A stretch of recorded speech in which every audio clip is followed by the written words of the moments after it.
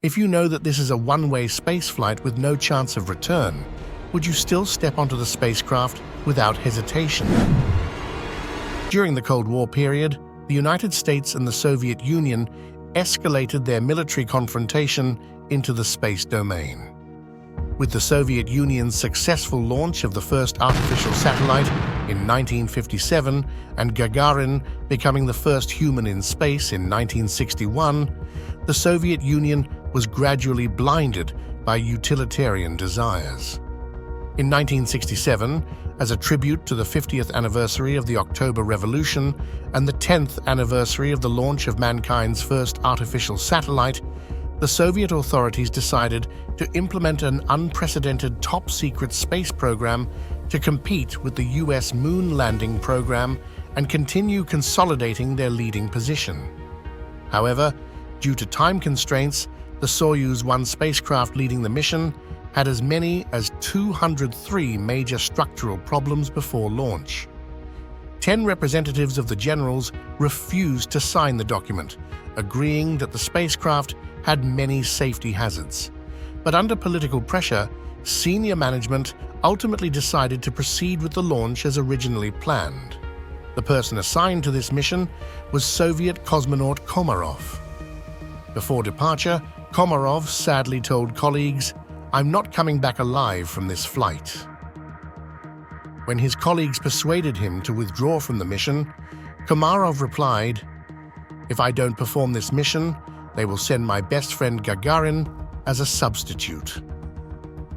Launched on April 23rd, Gagarin had already put on his spacesuit in advance, preparing to go into space to die in place of Komorov.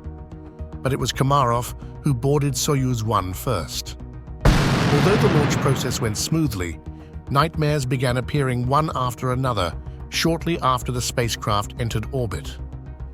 First, the left solar panel could not expand, causing radio system failure due to insufficient power. Immediately after, the automatic balancing system also failed.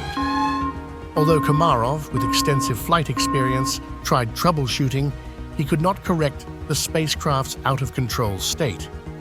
He then struggled to regain communications with ground control.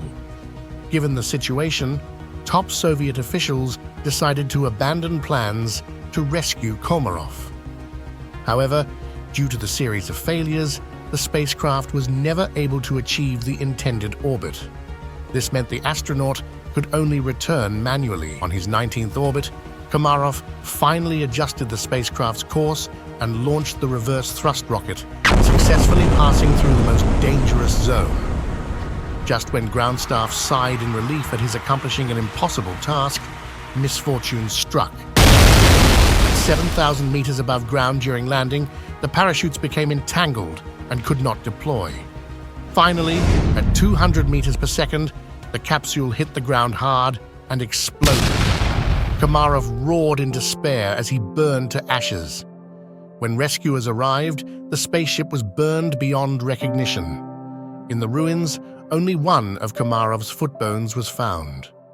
The Soviet Union held a state funeral for him, and he received apologies from people across the country. And Komorov, who chose to die alone for his best friend's sake, became the first space hero to perish in a space flight.